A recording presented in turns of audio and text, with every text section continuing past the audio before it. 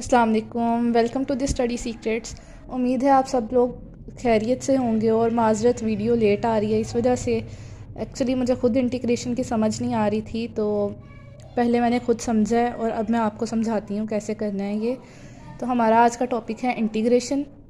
Integration कहते हैं inverse of differentiation को। डिफरेंशिएशन हम लोग हमेशा पहले पढ़ते हैं क्योंकि वो आसान होती है, और इसका बिल्कुल अपोजिट क्या है, इंटीग्रेशन।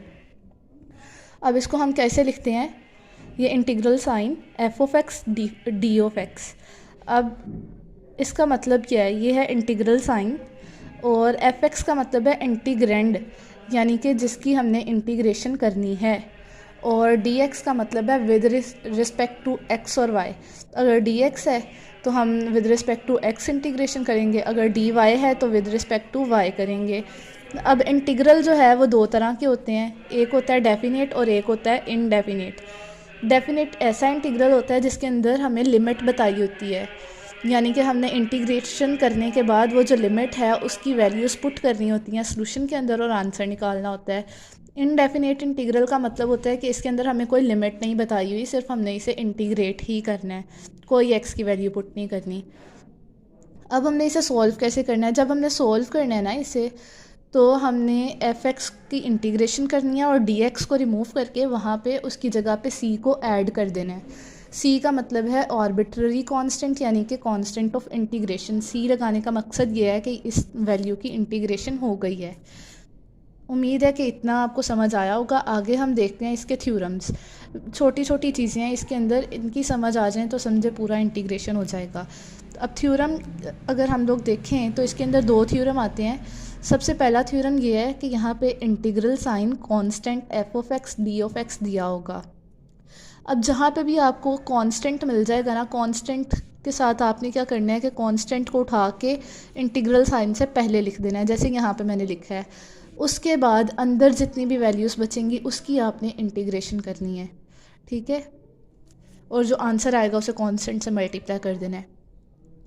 दूसरा रूल क्या है, दूसरा रूल है कि अगर दो या दो से ज़्यादा वैल्यूज़ आपस में प्लस हो रही हैं, माइनस हो रही हैं, तो उन्हें आपने इकट्ठा इंटीग्रेट नहीं करना, बल्कि उन्हें सेपरेट सेपरेट करके इंटीग्रेट करना है।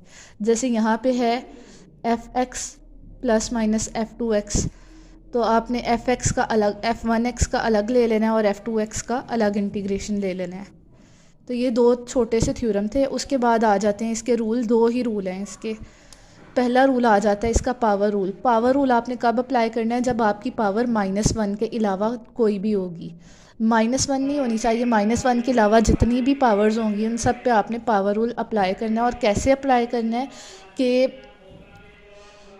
जो जिस चीज़ की पावर है ना उसका डेरिवेटिव उसके साथ मौजूद हो, ठीक है। लाइक ये x की पावर 1 है ना, तो x का डेरिवेटिव साथ मौजूद होना चाहिए। x का डेरिवेटिव क्या होता है, 1। अब यहाँ पे कुछ भी नहीं है, इसका मतलब इसके साथ 1 तो मल्टीप्लाई हो रहा है। इट मीन्स के पावर भी है और उसका डेरिवेटिव भी साथ है, तो हम इसके ऊपर लगाएंगे पावर रूल। अब पावर रूल कैसे अप्लाई करेंगे कि पावर जो है उसके अंदर 1 को ऐड कर देंगे और डिवीजन में वही चीज़ लिख देंगे। लाइक हमने 1 + 1 किया और डिवाइड में भी 1 + 1 कर देंगे, और साथ में ये सी कांस्टेंट आपने साथ लगाना ही लगाना है।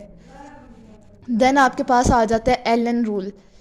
एल एन रूल हम लोग तब लगाते हैं जब आपकी जो डिनोमिनेटर है उसकी पावर 1 हो और डिनोमिनेटर वाली जो वैल्यू है उसका डेरिवेटिव अप साइड पे यानी कि न्यूमरेटर में हो। जैसे ये x है, x की पावर क्या है यहाँ पे 1, और x का डेरिवेटिव क्या होता है 1, तो न्यूमरेटर में 1 मौजूद है। इसका मतलब जहाँ पे भी इस तरह का सीन होगा आपने डायरेक्टली ln लगाना है और साथ में जो डिनोमिनेटर है उसको लिख देना है और साथ में c कांस्टेंट लगा देना है। ये इसके छोटे छोटे से रूल थे दो। अब आ जाते हैं इसके कुछ जनरल फार्मूलाज़ की बारी। तो ये समझाने की ज़रूरत नहीं है, इनको रट्टा ही लगाना है। जैसे कांस्टेंट वाला है तो कांस्टेंट का इंटीग्रल हमेशा x होता है, तो जहाँ पे भी कांस्टेंट आएगा x लगा के c लगा देना है। ex है तो उसका इंटीग्रल ex ही होता है, साथ में c कांस्टेंट लगा देंगे।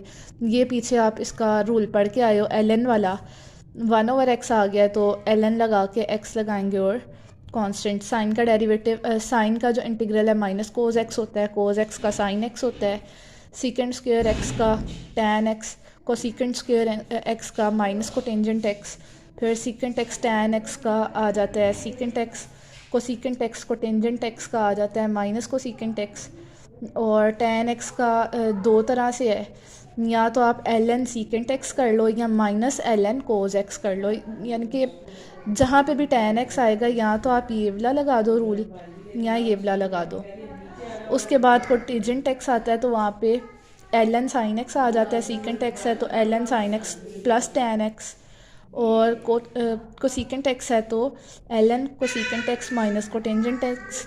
और ये भी आपने रूल पढ़ा हुआ है कांस्टेंट वाला, कांस्टेंट को आपने पहले लिखना है, फिर इसकी डेरिवेशन करके कांस्टेंट से मल्टीप्लाई कर देना है। तो उम्मीद है कि ये रूल्स और जनरल फार्मूलाज आपको समझ आए होंगे।